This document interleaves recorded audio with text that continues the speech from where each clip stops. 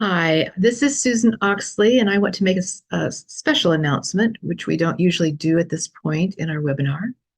But for all of you who are in the Greater Pacific Northwest USA Mission Center, we are having a special Mission Center conference. I want to make sure you know about that. It is in the news briefs that's been sent out, but many people have not noticed or read those. So it's this Thursday, May 9th at 7 p.m. Pacific Daylight Standard Time. And we're going to be considering for that special conference, the only business is the resolution prepared by the North American Climate Justice Team for the next World Conference in June 2025. That resolution is printed in the news briefs. Please consider it and think about the import and if you want to research it, get some background information, and come to that Thursday special conference to add your vote, either for or against that resolution.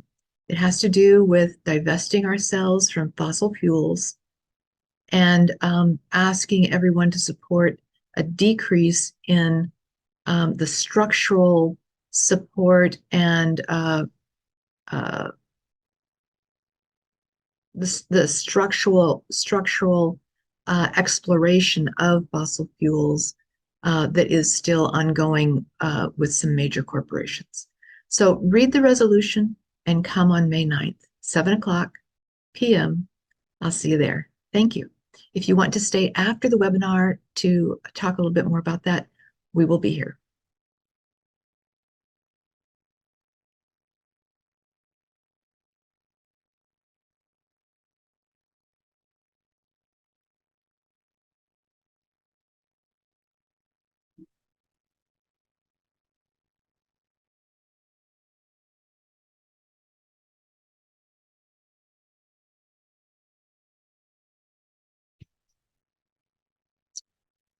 Hi, I'm Andrew from the UK. You've probably already heard my story, but I'm happy to remind you of how I became involved. To be introducing today's guest speaker, Dr. Ruth Valerio, the moment that I realised that I needed to do more to inspire others regarding safeguarding God's sacred creation and get personally involved came while at a festival called Greenbelt back in 2019.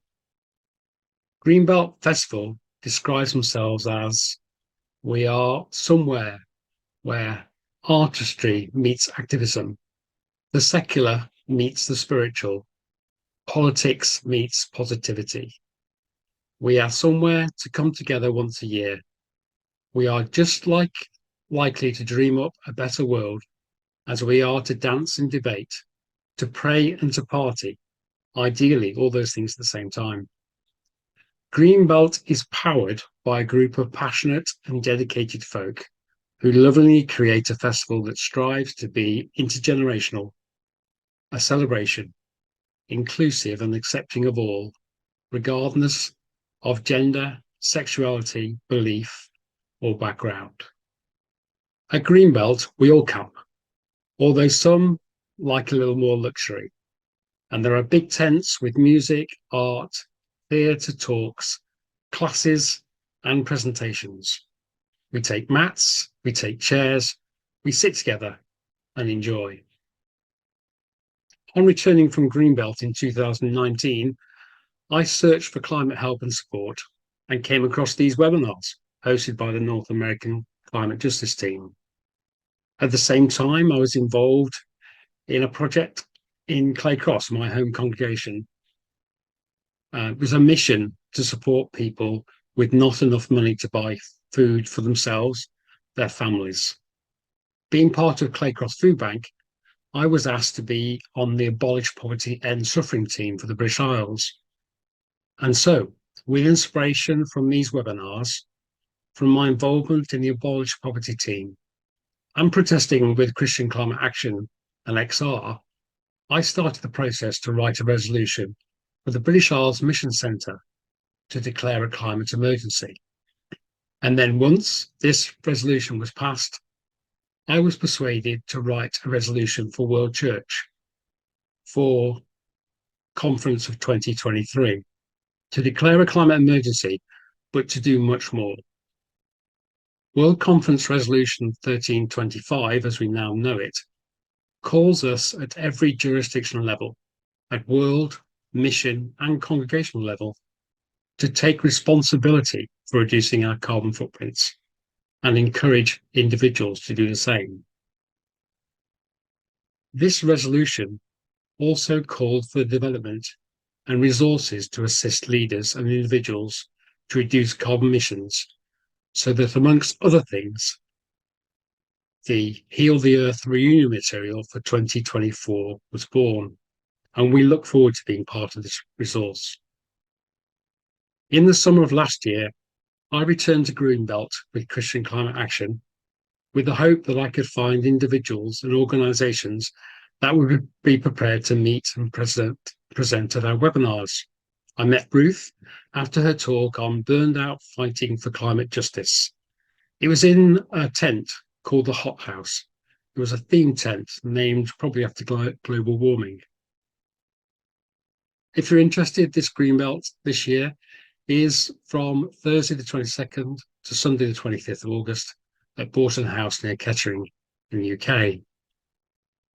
Our World Conference Resolution 1325 not only declares a climate emergency and challenges us all at every jurisdiction level by reducing our carbon footprints, it also goes a lot further. The last resolve says, resolved that we as individuals can use our personal power to change our consumption habits, share our desires for a more sustainable world in our community, with our employers and those who represent us politically. And this final resolve is just the reason we need to hear from Dr. Ruth.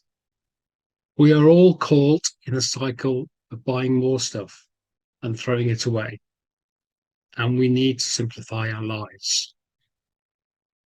Dr. Ruth Valerio is an environmentalist, theologian, social activist, and author of several books, including L is for Lifestyle and the children's book Planet Protectors, 50 Ways to Look After God's World. They're both excellent. Ruth carries a vision to inspire and equip people to whole life response to environmental breakdown and poverty, helping build a movement that brings about lasting change on the issues that impact the poorest and most vulnerable, and that creates a flourishing natural world. Ruth has a particular interest in environmental issues and longs to see the culture of the church change so that caring for God's earth becomes an integral part of church life rather than just an optional extra. I pray that you'll give Dr. Ruth a warm welcome, especially as, like me and a few others from the British Isles, we have stayed up till 10 o'clock at night to be with you. So it's over to you, Ruth. Oh, thank you. Thanks so much, Andrew. That's a lovely introduction and a very nice picture to finish the introduction off. That is possibly one of my favourite moments of all time, was getting to kiss a giraffe and having that moment captured so beautifully. So that's really lovely. And well, I would say good evening, but good afternoon to most of you.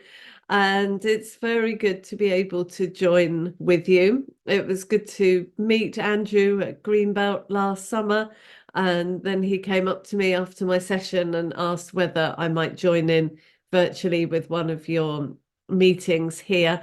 And so this is something that was talked about many months ago. and now here we are. So I'm really pleased to be able to join you and meet you in this strange way that we've got so used to, that of course isn't the same as being together in person, is it? But if we could only be together in person, we wouldn't be able to do this. So what a privilege and a blessing it is that we can see each other from literally all around the world. I gather there's someone here from Australia, is that right? And so great to be crossing different oceans and being able to connect and talk in this way. As you can see, I want to talk with you about this title around living simply.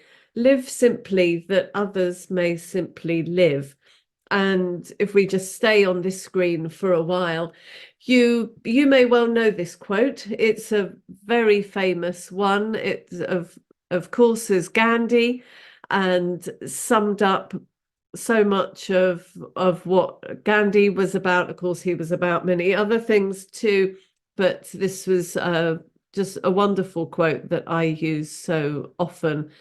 And I did my doctoral thesis on the notion of living simply, and I'm going to bring some of that in to this evening. And so it's a privilege to talk to you about this theme that, as Andrew has already said, is such an important one for us today, as we live in a world of rampant consumerism that is causing so much destruction and so many problems. We need to rediscover what it is to live simply. Just to give you a little bit more of a background about myself, I live down in the south of England, about 5 miles from the coast, in a small city called Chichester. And it's a Roman city, so it has Roman remains, a Roman wall going back, 2,000 years or so, and it has old Roman palaces with mosaics on the floor and that you can go and see, and a very ancient cathedral from, I'm not sure, 800-900 years ago. So it's a lovely, very small city, but very rooted in history, and in a beautiful part of England with the sea to the south, and then to the north is an area that's confusingly called the South Downs, but it's to the north of Chichester. But the South Downs National Park, Country Park, is a beautiful area of the country. If you think of your classic picture of what the English countryside looks like, you will be picturing the area that I live in, though I'm in a very small city. I have 2 daughters who are 23 and 20. And I live on what's called a social housing estate, and it's an estate of relative deprivation, and moved on here with my family many years ago as part of wanting to follow Jesus Christ into areas of need. And as I was discovering the global issues of poverty, I wanted to find local ways to live that out as well. And so have lived in the same house for something like 29 years. They're very rooted in my local community, in the local estate where I live here. And so that's a little bit about me. There's much, more that I can say, but you can look me up if you want to know more about me. So let's have a think about this idea of simple living. And it comes from, as I saw, some of my thoughts come from, as I said, a doctoral thesis that I did many years ago now. And I based that thesis on some empirical research of some people, some normal Christians who were wanting to live more simply. They weren't living in a monastery.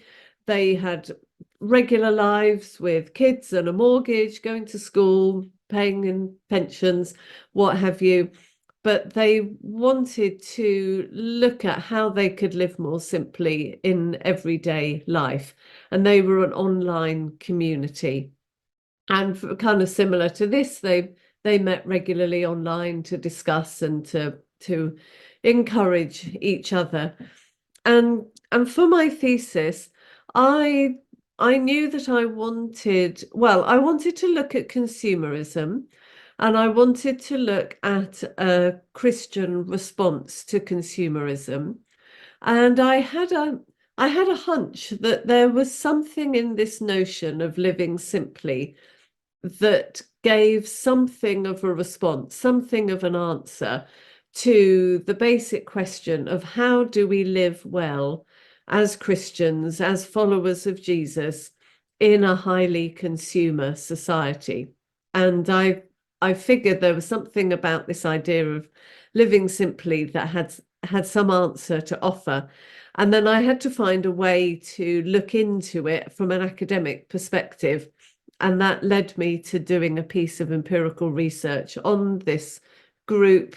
And from that, I then looked theologically at the results of. So I then looked at the research, analysed the research, and looked theologically at some of the key themes that were coming from that. So that gave me a really rich way of exploring simplicity.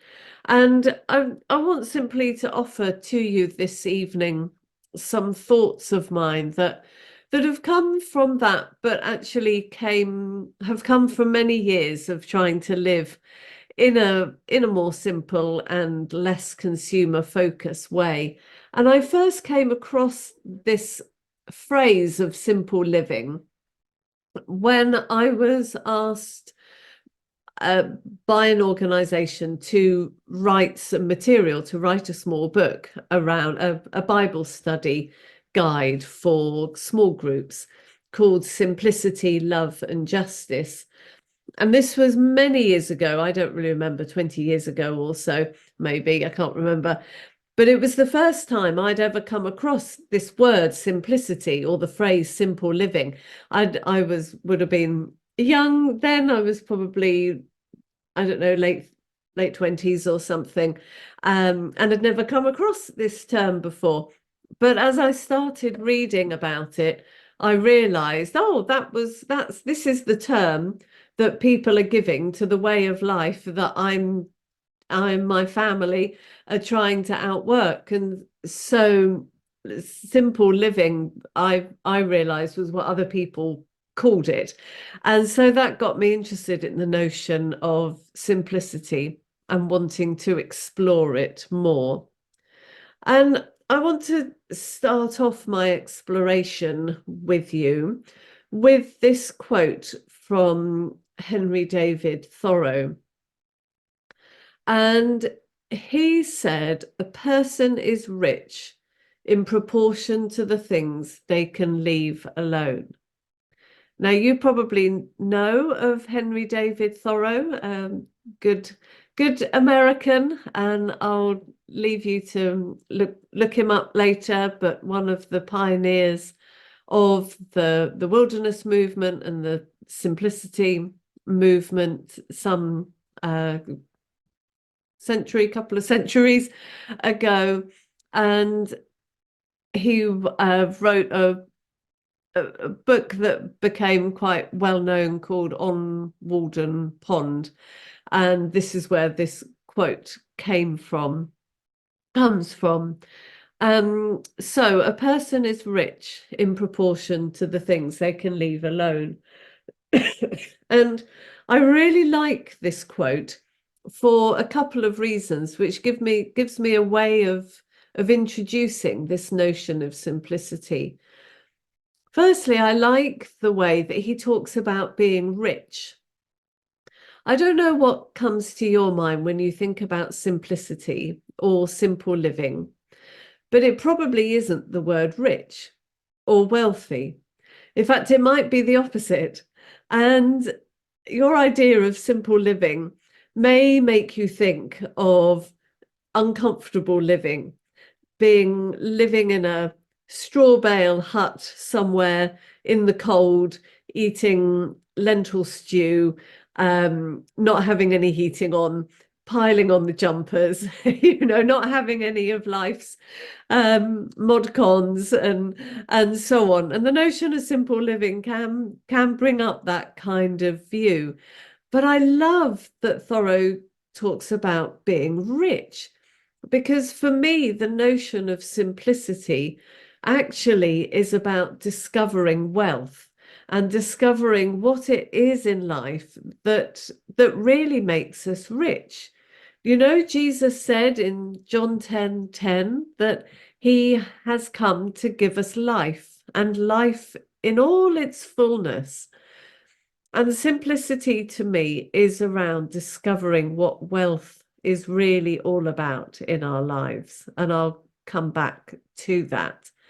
So a person is rich. Simplicity isn't about meanness. It's not about saying no to everything. It's not about shunning everything.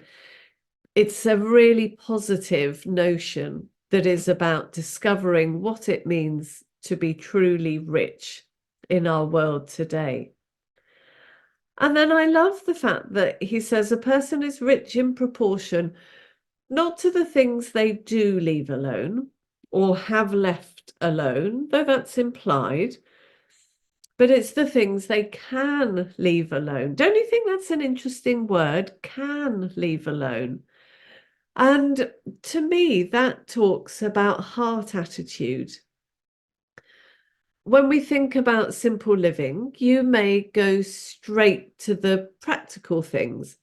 What does it mean? What do we do to live more simply? What does a simple life look like? Is it about having no televisions, or one television rather than two, or two televisions rather than a television in every room, or one car rather than three, or how many holidays? What are the things? What about the food that we eat? What about our energy consumption? What does simplicity look like? What do I do to live more simply? And all of those things are important, of course, and simple living is lived out practically by the everyday choices that we make in our lives. But this use of the word can, for me, takes me beyond those things that we do, and speaks to my heart attitude. It's about the things that I can leave alone. I'm able to leave alone because I can hold things lightly. And part of living simply is about living lightly and holding lightly. So it reminds me of Paul's words in his letters that he's found contentment in all things. He's learned how to be content when he has a lot. He's learned how to be content when he has little. And this is about the things that I can leave alone. It's my heart attitude. It's how much I hold on to things, or whether I'm willing to let things go. And I'm aware so much that kind of heart attitude it's a lot easier to talk about than actually to have and to demonstrate. And I'm aware, even as I speak to you, that I'm speaking to myself as much. And I'm sure that I often don't have that heart attitude. And I want to hold on to things and not hold things lightly. But I wanted to start with this quote because I love it. It's about wealth and it's about heart attitude. And I think that takes us a long way when it comes to thinking about living more simply. Then I want to take you to my own definition of simple living, which is, if we can pull up the next slide, that simplicity is about getting rid of the clutter that stands in the way of us developing our relationships. So for me, when when it comes to being wealthy and discovering what true wealth and true riches are about, I see that in relationships. I see, and I could take you into a lot more deeper theology than I'm going to this evening, or this afternoon today.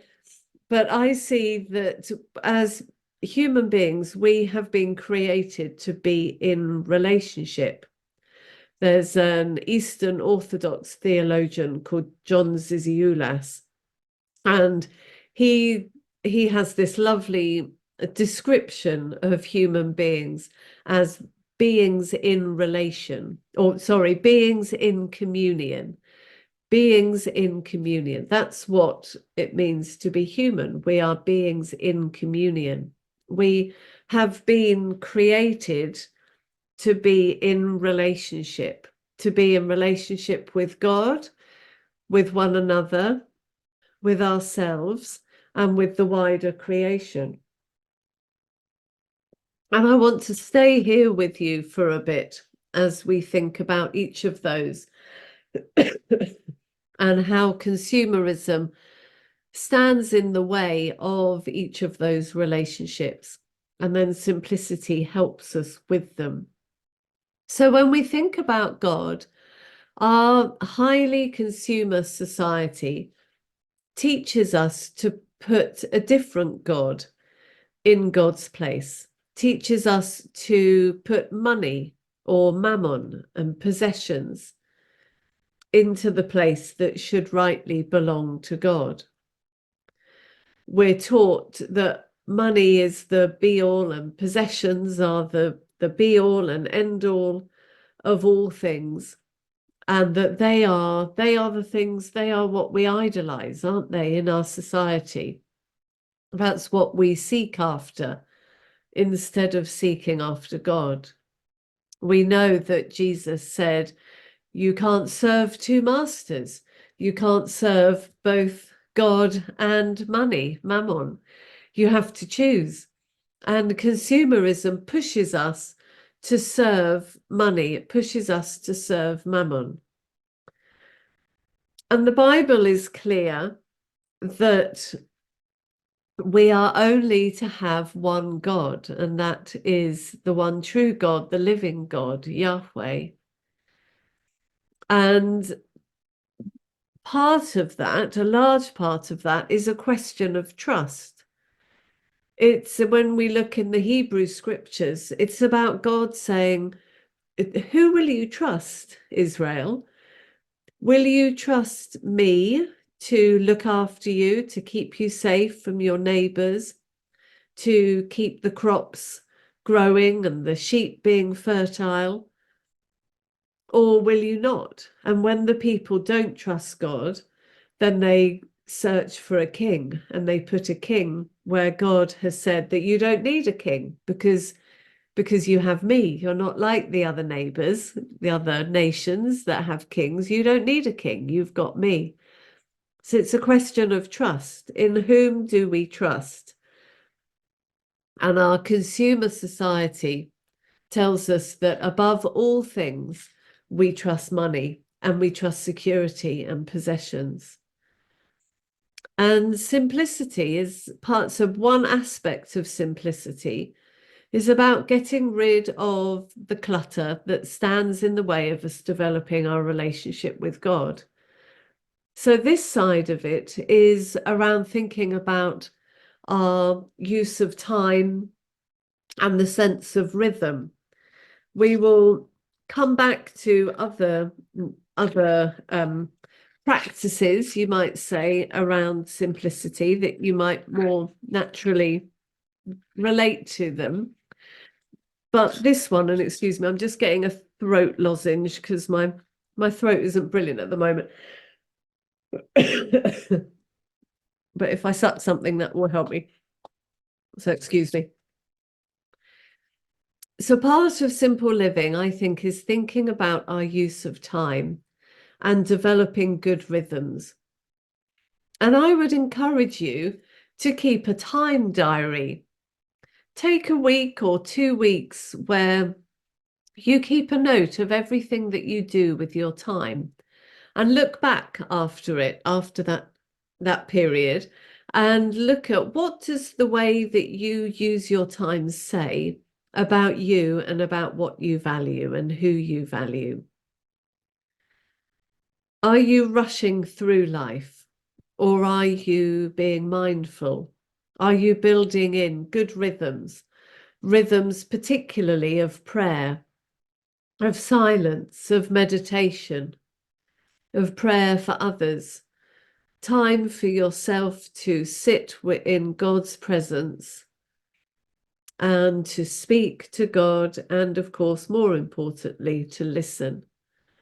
And they might be rhythms of daily rhythms or weekly rhythms. They may be longer rhythms where you may go away for a retreat, or it may be once a month you go out for a particularly mindful walk in God's presence. But putting in place those rhythms and thinking about your time. So simple living encourages us to think how we use our time. And then simplicity is about getting rid of the clutter that stands in the way of us developing our relationship with one another. Consumerism teaches us to treat people as either producers or consumers. And as consumers, we are here to get what we want from the producers who are there to serve us. We're here to get what we want, when we want it, and at as cheap a price as possible. I don't know if you remember some years ago, the L'Oreal ad, the strap line was, "Because I'm worth it." And I thought that just summed up consumerism. Because I'm worth it, because I'm worth it, me, it's all about me. Because I'm worth it, I can use a product that harms the environment, that maybe harms other creatures, that is full of plastic and chemicals and so on and so on, because I'm worth it. And producers are just there to provide things for me, and it doesn't matter how they are treated or how the natural world is treated. So consumerism teaches us, me, to be absolutely focused on myself rather than on other people. And that goes so against what we see in the scriptures, where we're told that all people are made in God's image. All people are equal. There's a radical democratization that we see in the scriptures. There's no hierarchy, no distinction between people. Galatians 3:28, in Christ there's neither Jew nor Greek, slave nor free, male and female. All of the dividing walls, the traditional dividing walls between people, are broken down in Christ. All people are made in God's image. And so part of simplicity, of living more simply, is living in a way that thinks about how our actions affect other people. So it's around, as the title for this talk suggested, living simply and consuming less of the planet's resources for the sake of others, and thinking about how we consume in terms of climate change, recognizing that when we consume a lot, we emit a lot. And one of the biggest, most devastating impacts of that is the climate crisis. And the climate crisis, we know, is devastating the lives of people living in poverty. And so consuming less means that we will emit less, and so we will have less impact in terms of exacerbating the climate crisis. So simple living is partly about thinking around our relationship with other people and getting rid of the highly consumer clutter that stands in the way of that. And then with ourselves as well, when we think of our consumer culture, we live in a culture, yes, that has brought a lot of benefits. The very fact that we're meeting here today is one of the benefits of consumer society. I'm sure you have enjoyed the fruits of consumerism by the way you've eaten already today, by how comfortable you are in your house. There are a lot of benefits to consumerism, but our highly consumer society is damaging us. And we know that rates of well-being are decreasing. We know that loneliness is an epidemic that is ravaging our societies. We know that there are increasing rates of depression and of mental illness that are impacting people, increasing amounts of medication that are being prescribed to help people. Now, none of this is a judgment against any of us who may struggle with mental health. I'm sure some of us here online do, and we may struggle with depression ourselves. So none of this is a judgment on that, but it's a symptom of the highly pressured society that we are in. And simplicity, linking in with the God side, is partly around living differently in order that we don't succumb to those pressures that are in our consumer society, and taking care of ourselves more. And then finally, simplicity is about getting rid of the clutter that stands in the way of us developing our relationship with the wider natural world.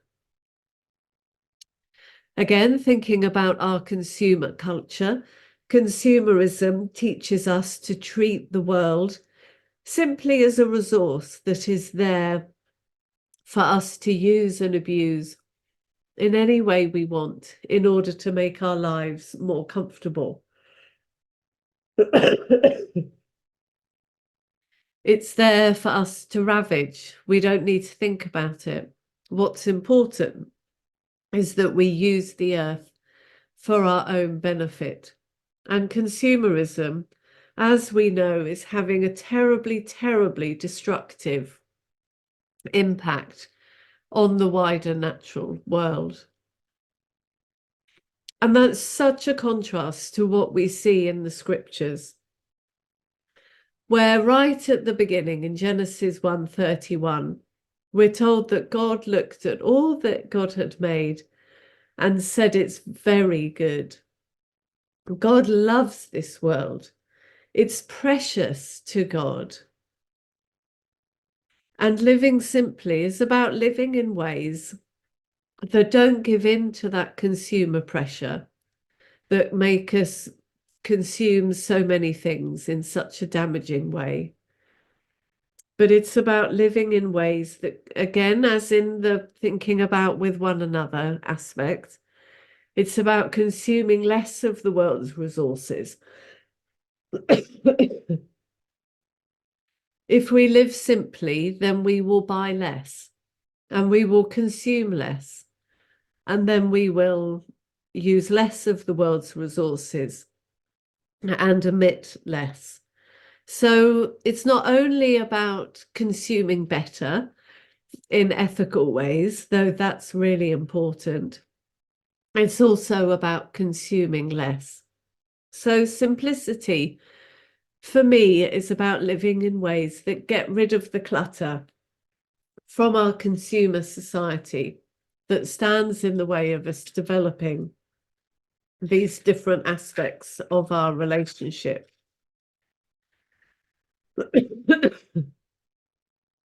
As we do that, I think there are three dangers that we want to avoid. One is what I've called an oppositional enclave. So this is about retreating from the world And sometimes we see that in sects and cults. It can be, we can see that sometimes in monasticism. For me, simplicity isn't about a full retreat from the world. There can be a temptation to throw our hands up in horror at what we see in this world and just say, I don't want to have anything to do with it. I don't want to have anything to do with our consumer culture.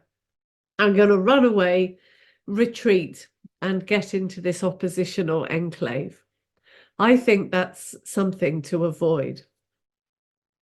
On the other hand, the other side is the other extreme, which is what I call a therapeutic Christianity. And this is a faith that is all focused on me. And that is a very consumer focused approach, because it takes our guide, it takes our motivation, our foundation, if you like, from consumer culture that says it's all about me and about getting a better life for myself.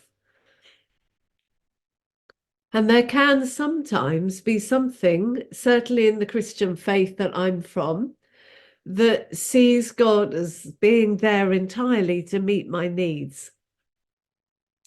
And it's about Jesus being my best friend, and Jesus is there to help me, to give me everything that I want, to give me a better life. Now, there's definitely something in that. And I started at the beginning with John 10, verse 10. But there is also something in the Christian faith about taking up your cross, about being able to deny yourself. There's something in the Christian faith about suffering. And so we don't jump into a full wholesale consumer focused Christianity that is all about me. But then the other side from that, if you think of a triangle, is that simplicity can become about a negative self-denial, where we go too far into the suffering and into the poverty, and can take us too far into notions of asceticism and extreme asceticism. And sometimes Christian notions of simplicity or poverty can come from a world-denying foundation, a world-denying philosophy that says that everything in this world is negative, it's tainted, and I want to be pure, so I'm going to deny everything that is of the flesh, everything that is bodily. And I don't think, coming back to that notion from Thoreau of being wealth, of being rich, I don't think that's what Jesus calls us to. And so as we seek to walk a path of simplicity, I think we're doing so trying to avoid these different extremes. And in my thinking, that has brought me to the theology of Thomas Aquinas, the medieval theologian.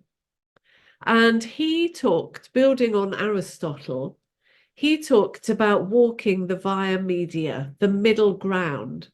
And as I've explored simplicity and wanting to live in a simple way, but one that avoids those extremes of retreating or full-scale immersion in consumer culture, or wanting to walk away but not wanting simplicity to come from a denial of the beauty of this world. I found this notion of walking the via media, the middle line, really, the golden mean is another expression for it. I found that really helpful. And the middle line isn't actually a mathematical line in the way that Aristotle and Aquinas talk about it. It is It's found by walking it.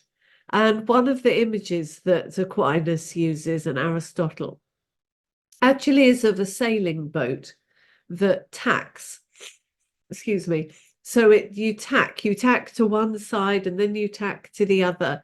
And in that way, you chart a steady course ahead. And I find that notion really freeing, that it's not about absolutely rigidly trying to walk this middle line. It's just, you walk one way, then you walk the next way. And as you do that, you move forward. And Aquinas looked at the virtues. And as I explored his virtues, I came to the conclusion that simple living is about Christian simple living, is about holding together the virtues of temperance and justice. So temperance is, well, it's an old-fashioned word that we probably don't ever use anymore. And it's not just about not drinking alcohol. Temperance in its wider notion is getting towards that kind of asceticism sort of thinking. It's the kind of denying of oneself in order to have something better. So it's the kind of discipline that an athlete might use. And in the context of consumerism, it's foregoing some things in order to build a more fulfilling life for myself. And that's as good as far as it goes. But temperance on its own, to me, is not simplicity. And Aquinas would say that temperance on its own is not simple living, is not Christian simplicity. Temperance has to come from a foundation of justice. So the reason ultimately that I want to live more simply is that concept of so that others may simply live. It's a justice thing. It's unjust that I should live and enjoy vast resources while other people can't. It's unjust that I should consume more than my fair share of the world's resources and therefore damage this incredible world that God has made. So temperance and justice are held together when we think about a Christian notion of simple living. So why is it key for us as people of faith? And I want very simply or very briefly, and then I'm going to bring this to a close fairly soon because I know I'm giving you a lot of content to focus on a Sunday afternoon. And bringing together some pretty big theological ideas in just a few sentences. So I hope you're sticking with me and following me. But why is this important for us as people of faith? And let's move on to the next slide. I think it's important because of, and actually I've put these in the wrong order. I'm going to do it. I'm going to change the order because of our worship, because of our walk, and because of our witness. I think simplicity is important because of our worship. We worship a creator God who made this world and who loves it. We worship a God who sustains this world and is intimately involved with it. We worship a God who has a future for this world, who isn't going to throw this world away, but is going to renew it and transform it. We worship a God who, as I've already mentioned, has made all people in God's image and who calls us to spend ourselves on behalf of the hungry and satisfy the needs of the oppressed, in the words of Isaiah 58.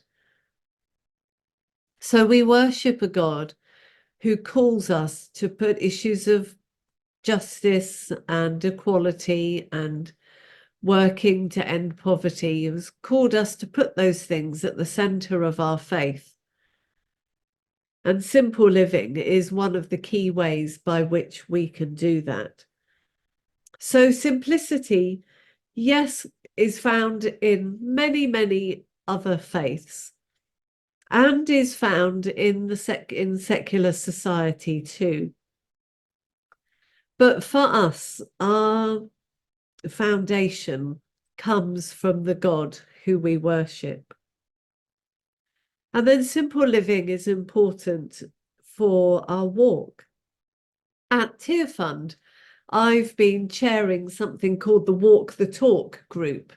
And this is a team that is committed to making sure that Tear Fund lives out and practices what it preaches. Excuse me. So we do a lot about the climate crisis at Tear Fund, and we work in many countries around the world helping communities to respond to the climate crisis. And we're involved in a lot of advocacy work, calling on governments and businesses to respond. But we can't be doing that if we're not practicing it ourselves. So I chair the Walk the Talk group. Maybe we could talk about the Walk the Worship group. And this is what we are called to do, all of us on this call. We're called to walk our worship.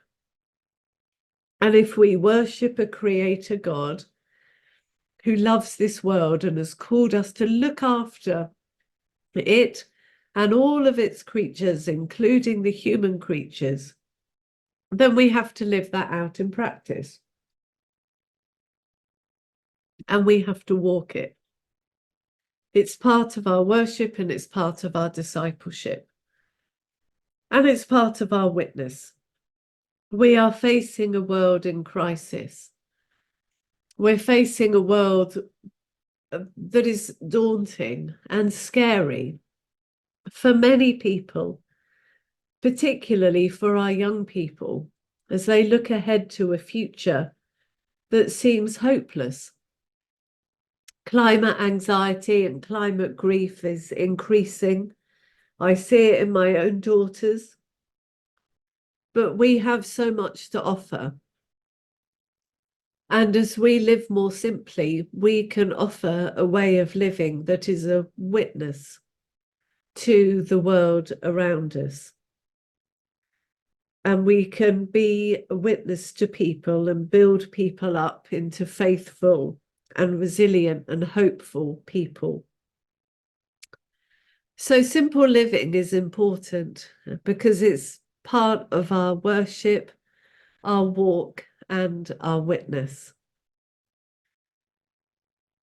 And I want to pause there now and give you some space for thought and discussion. I've got a couple of questions that I'd love to hear from you from, and you're free to comment on those, or if there's anything else that you want to ask me. But I'd love now just to open up the rest of our time and to be hearing from you. Is this idea of simple living something that appeals to you? Do you already try to live it out in some way? I'm sure many of you here online do. It would be great to get some practical things together. I very deliberately, I haven't gone into all of the practices, but there's lots that we can talk about there together, and I'm sure that you have all sorts of ideas. I wanted to focus, I guess, on the foundations that lie underneath the practices. So what are the ways that you already try to live it out in some way?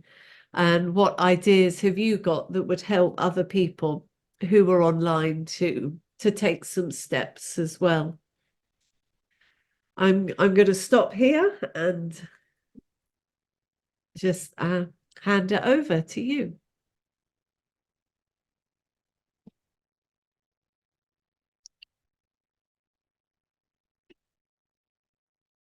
Thank you, Ruth. If anyone else wants to comment, just raise your hand or use the hand motif. That'd be great. Anybody?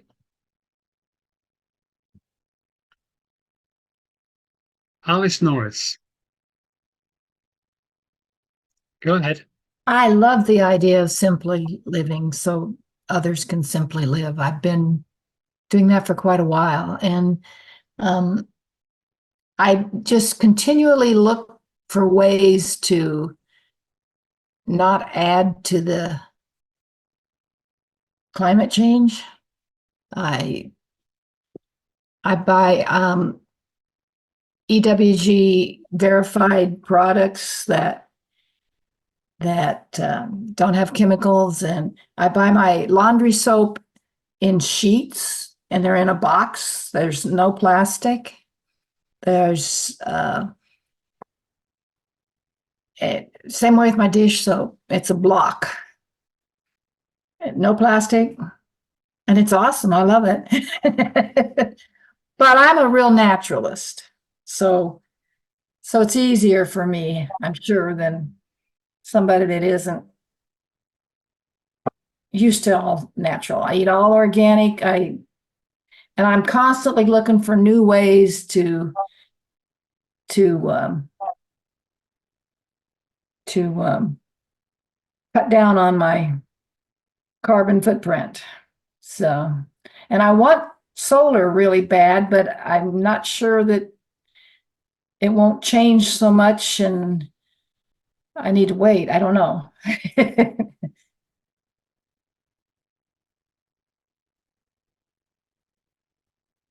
Thank you, Alice. Mhm. I can see Kay Shoot, is it? Yes, unmute yourself, Kay.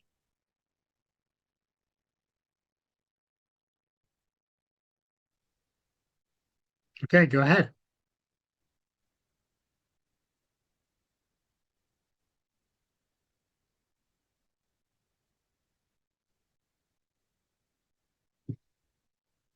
I'm not hearing Kay.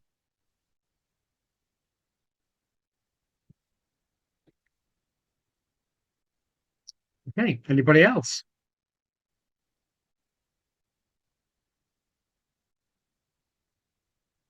Well, I have not been living simply for a long time, for most of my life. But I'll tell you, with the new, with this resolution and with our reunion focus, I'm leading the reunion. I've been trying to figure out different contests and things that we might have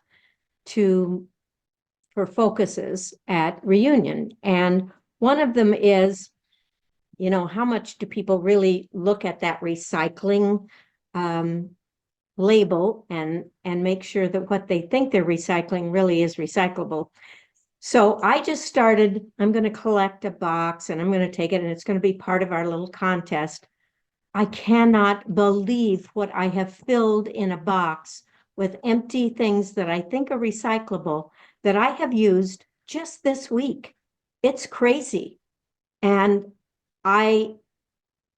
so this focus for reunion is showing me what I need to change in my own life. And I have to say that my daughter, who actually lives in Italy, lives very simply, has taught me about, composting and growing my own stuff and all of this kind of, and really living simply. And I hope that we can really express that in our very short reunion that we have for Headwaters. But I appreciate so much all of that. I have several pages of notes that I was taking during your talk, Ruth, and thank you so much for that. And I appreciate all these people that are really working toward this, and hopefully we can just even make a little bit of a dent, even make people start to be aware.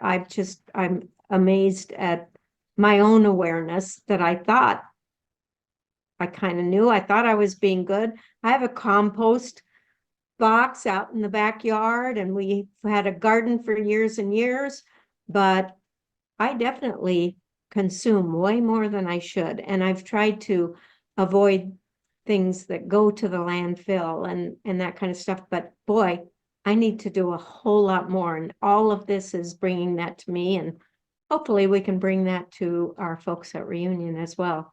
Thank you very much, Dr. Valerio. And I hope we can use your children's book as well. I hope it's on Amazon, but am I going to be a consumer if I buy it? No, thanks, Becky. That's really lovely. And one really interesting thing that is worth doing, in the same way as I talked about keeping a time diary, is to keep a record of your bin for a week. So keep a note of everything that goes into your bin over a week. And that's not to be judgmental. It's not to make you feel guilty. It's just for knowledge, exactly as you were saying. And when you can see what goes into your bin, then ask yourself, what's the highest amount? You know, what's the main thing that I'm throwing away? And then do a bit of thinking and some work and looking into how could I reduce that? We're not going to be able to eliminate it completely, but there are all sorts of things that we can do to really cut it down a lot. But the first step is awareness. So know what you're putting into your bin and then see what you can do about it. And I wondered, just before we go to the other hands, could we get the slides back up and go to the final slide? Because that has got my books on it, just to be useful and to let you know what there is. So all of these are available online.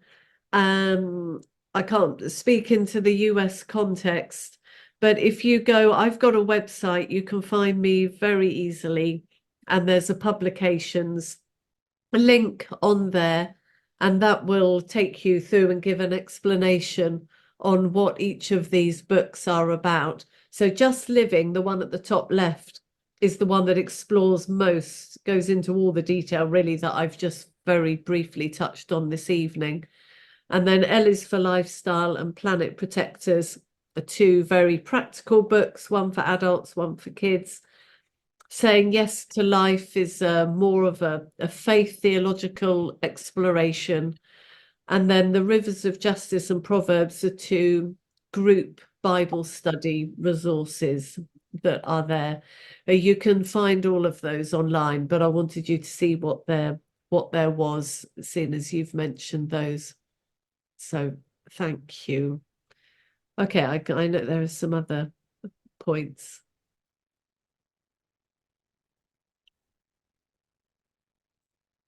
Alice Norris had a question. You're muted, Alice. I forgot. That's it. I own 40 acres about 7 miles north of Lamoni, Iowa, which is where I grew up. And it has not had any chemicals on it for, I don't know, 50, 60 years. And I'm trying to figure, I don't live there, my brother does. I'm trying to figure out how I could turn that into like a community garden or something, but maybe it's too far from Lamoni, where it doesn't cost anybody anything except just doing it, and or something like that. But I can't figure out, I don't know exactly what to do with it. Sounds like quite a project. Yes. Joan, do you have something to say? Hi, I really love your philosophies. They're so helpful. And I love this idea of starting out with a time journal. I think that will be really, really startling in its results, because I know for us, and we try to live simply, but I think we're going to find that the majority of our time is spent working on our house, working on our yard, things like that. and not on focusing on relationships and actions for justice. So I think that that will be a really useful practice to start with. But I'm particularly interested in what else you've got to say about really helpful practices for getting into, transitioning into this kind of a lifestyle, because, you know, we do struggle with wanting to live more simply, but not really knowing how to get there. So I'd be interested if you have a couple more practices that would be really useful for us as we're transitioning in. Yeah, sure. I'd love to. Thank you, Paul, for putting my website address on there.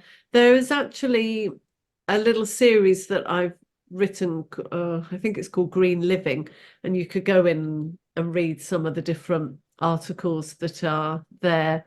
And then the books that I particularly L is for Lifestyle has got lots of practical things there. I often boil, it can all get very complicated. You know, simplicity, simple living isn't misnomer. This isn't simple. This is quite complex in the world that we live in. But I often boil it down to 4 basic areas around the food we eat, the way we travel, the energy we use, and the things we throw away, particularly plastic. And as a really first step, I would do that time diary, and then I would think about one change that you could make in each of those areas that would help you consume less of the world's resources. So that's food, travel, energy, and waste, plastic mostly, but waste. So one thing that you could do in the way that you eat, the biggest thing that would make the most amount of difference would be for us to consume way less meat and dairy than we do. I'm not saying that we all need to go vegetarian or vegan. We'll want to take this to different levels. But the key thing is that we eat way less meat. So if you do still want to eat meat, maybe you just have meat once or twice a week, and the rest of the time you're eating a plant and vegetable and grain-based diet. So in food, that's the biggest thing that you can do to make a difference. Energy, that'll be around how you heat your home in your hot water, and there'll be all sorts of different ideas for what you can do there to make a difference. Travel, flying. I know that's a really difficult one, and that it's so commonplace for us now. And again, as with vegetarianism, I'm not saying that we can never fly again, because that isn't realistic. But I would encourage you to look at how much you do fly and to reduce that. By cutting that down, you will be helping in that area, or there will be different. I'm so aware that I'm speaking to different people in different contexts. And so giving very specific advice can be really hard, because you'll each have your own context. So you have to find your own way with this. But travel, thinking about how you get around, and then waste. And I would say do that bin diary as well, bin audit, and then look at what's the biggest thing that goes in there and how can you reduce that. And swapping out single-use plastic. You know, I hope you all have a water bottle you carry with you, and you all have a coffee cup that you take with you. Make a decision today that you will never buy a disposable, single-use water bottle again. You don't need to. We have lived for the whole of humanity up until about 10 years ago. We've lived with not needing to buy plastic water bottles. Why have we suddenly changed? So we've never needed to do it before. Let's get this blip out of our human society. and learn how to carry our own water with us and drink water out of taps. It's a really basic thing. I shall stop my rant now. So those 4 areas: food, energy, travel, and waste is a good way to start. Great. Thank you, Ruth. Kathy, got a question. Actually, I don't have a question, but I have a comment. Okay. Speaking as one who has not exemplified living simply, definitely we've tried to do a lot of things environmentally, but my husband and I have both held on to things and paper and records and that sort of thing. And I just wanted to express that there is a high cost to not living simply. And that is something that we also need to share as part of our message. Not only is it freeing to get rid of stuff, but it is potentially a high cost to your children or those who would inherit whatever you have that can weigh on them to think about going through them. My older daughter is thinking about our age. And so she has devoted a number of hours on a number of Saturdays and Sundays to help us gently but firmly get rid of things that we have had in our garage for way too long. And some of it does get donated, and a lot of it does get trashed.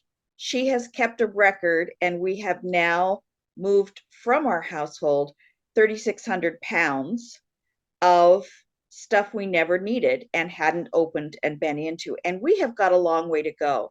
So if we're even being considerate of the next generation, who, by the way, does not want most of our stuff, particularly China teacups and things like that, because they are already seeing that if they don't have a place to put it, that they don't want it.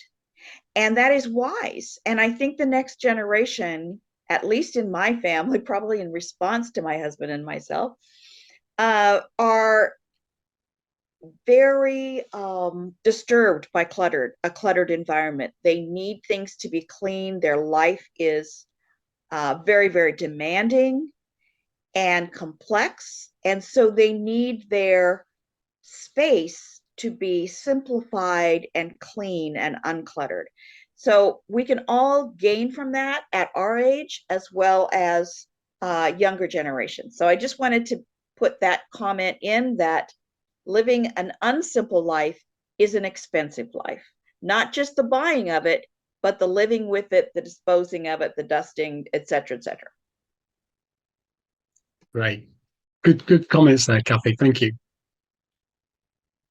Michael, I'll come to you, Woody, next. In Australia, I'm not sure if it's a law or not, but in our supermarkets, our products are labelled where they come from. So it's important to look through the brand, what you're buying, to see that you're buying localised stuff instead of stuff that's been transported from the other side of the world. That's another saving contribution. Great. Thank you. Thank you, Michael. Woody, I can see your hand there. And you're muted. Unmute yourself. Something just occurred to me that used to happen, and we talked about 10 years ago, well, 20, probably more like 40 years ago, didn't have plastic problem because we bought most things in bulk. But I don't know of any place we've got locally that you can go buy things that you're going to be using in bulk and take your own container and then use it over. But it seems like if there were stores that would do that, they would have a large group of people that would buy from them to buy things in bulk. And I'm not thinking everything that you can buy in bulk, but there's several things you could. Surely there's some place you could buy. We get our laundry soap and our dish soap in sheets. What about your personal hygiene soap? Can you get that in sheets, or how do you get that? But things that we could do without, if they're not packaged, I know they package them because it's safer and cleaner and all that, but we've paid the price for that. Yeah, I'm done. good. Ruth, do you have something to say?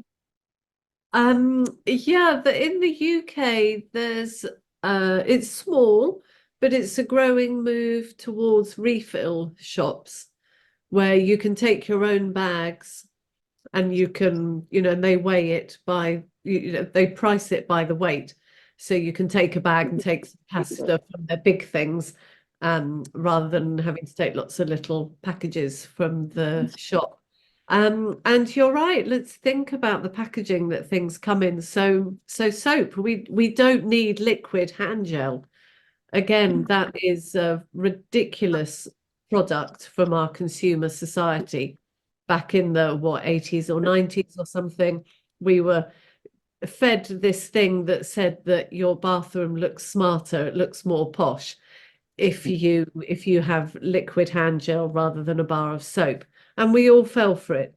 And so billions of plastic bottles of liquid hand gel are sold, and we don't need it. We can just use soap, and you can buy bars of shampoo and conditioner as well, that look like soap but are bars. That's what I use, so you don't need to buy bottles of it. But as I said before, I'm aware I'm speaking from my context, so I don't quite know what's available for you in yours. But with a little bit of thought and looking into things, you can find really good alternatives.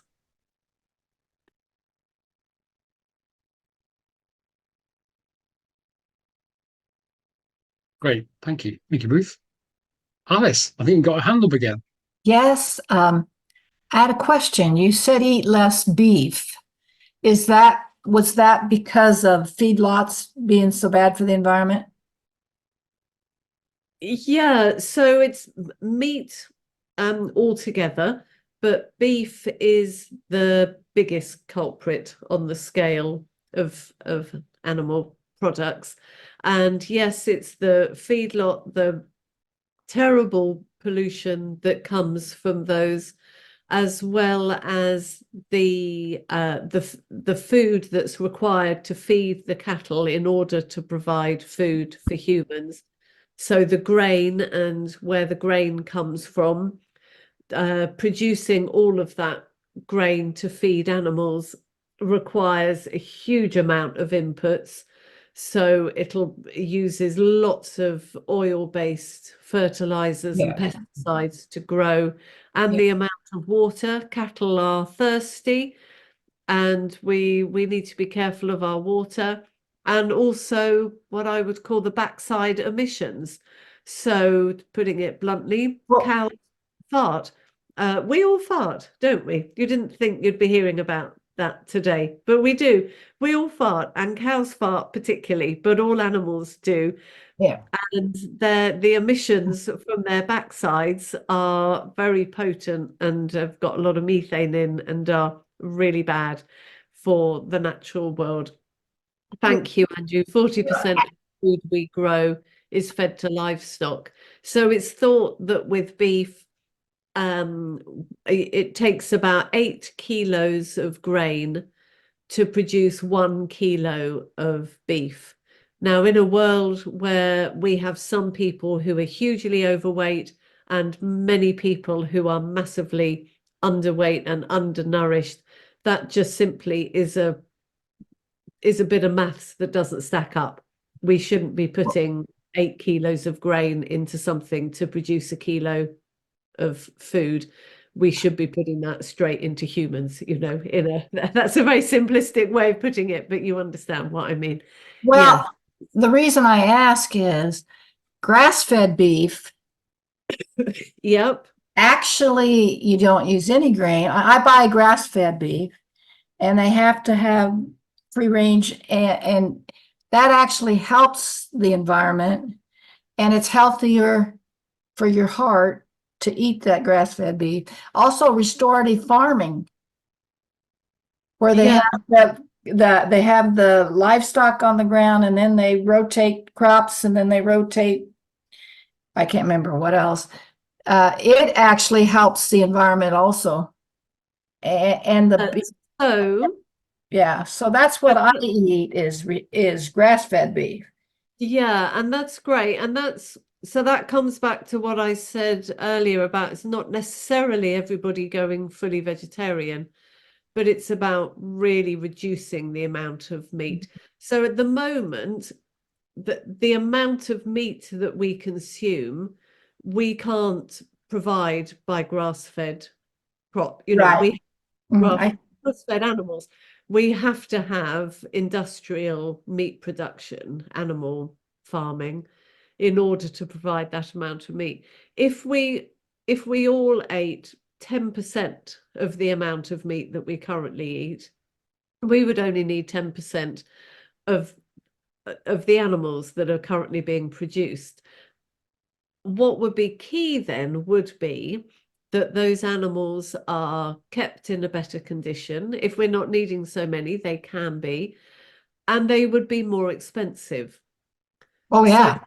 So that would then mean that when we do eat meat, we're prepared to pay a bit more for it.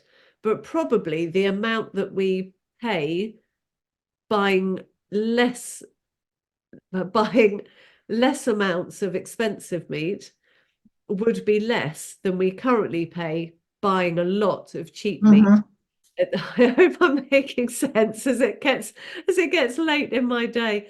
So it can be about eating less, and therefore meaning that the amount of animals that there are can be kept better. I hope that's made sense. This is complicated stuff that we're talking about here, and I don't want to be simplistic and unnuanced in what I'm saying. I hadn't thought about that part of it. Taking more meat. Yeah. Good point. Thank you. Great. Well, Ruth, amazingly, we're about at the end of our time. So thank you very much for giving us a lot to think about. I thought the question and answers was particularly good. Susan, is there anything else that we need to do tonight?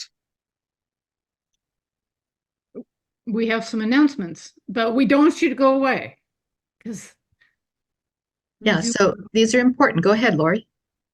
So Paul's going to go ahead and share a quote, and really, we just want to really say thank you so much for really bringing our focused attention to this really important area. I'm always interested in synchronicities that happen because about a year ago, several of us started planning a retreat that's going to happen late this month. And the title of the retreat, I'm doing the retreat first. Sorry, Paul, changing the order here. Because I saw you switch and then anyway.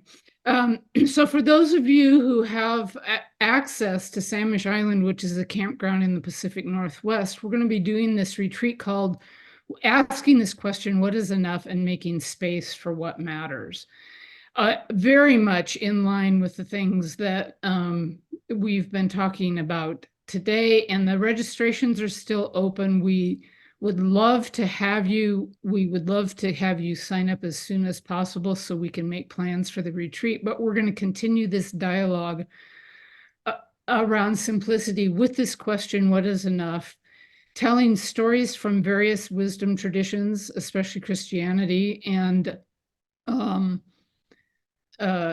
sacred texts, but also looking at how climate change, global poverty, and systemic racism are affected when we ask and respond to this question, what is enough? So we really want the dialogue of as many people to come and share your wisdom about how, just as we've been doing in this Q&A session. So you can see that there. Part of what has come out of that, let's go back to that first quote.